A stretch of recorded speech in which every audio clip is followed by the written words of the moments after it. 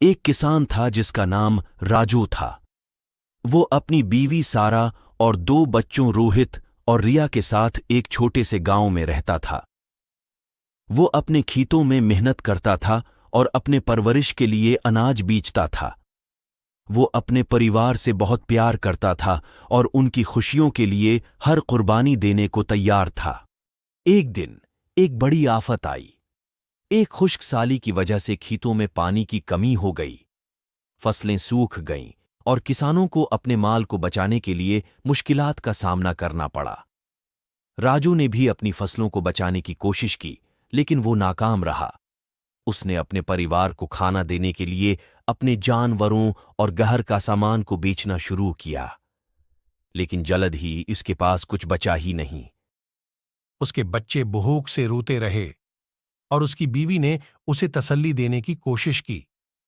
वो कहती थी कि खुदा हमारी मदद करेगा और हमारे लिए बेहतर दिन आएंगे। राजू ने उसकी बातों पर यकीन करने की कोशिश की, लेकिन वो अंदर से बहुत मायूस था। एक रात जब वो अपने खटिये पर सो रहा था तो उसके ख्वाब में एक परी आई। वो बहुत खूबसूरत थी और उसके हाथ में एक चमकता हुआ छाड़ी थी। वो राजू को बोली, राजू, मैं तुम्हारी मुसीबतों का इल्म रखती हूं और मैं तुम्हारी मदद करने आई हूं। मैं तुम्हें एक तोहफा देने जा रही हूं जो तुम्हारी जिंदगी बदल देगा।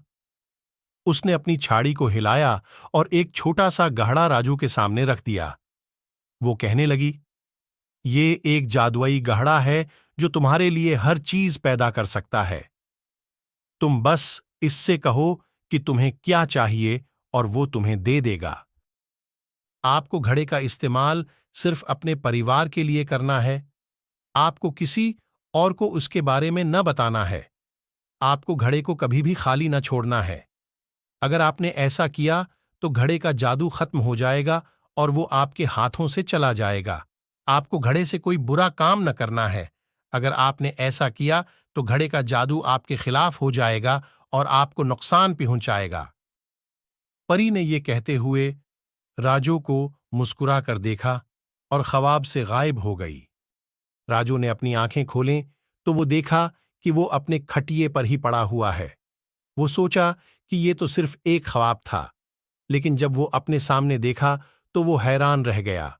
वहां एक छोटा सा घड़ा था जो उसने ख्वाब में देखा था। वो उसको हाथ में उठाकर देखने लगा। वो सोचा कि शायद ये सच में एक जादुई घड़ा है।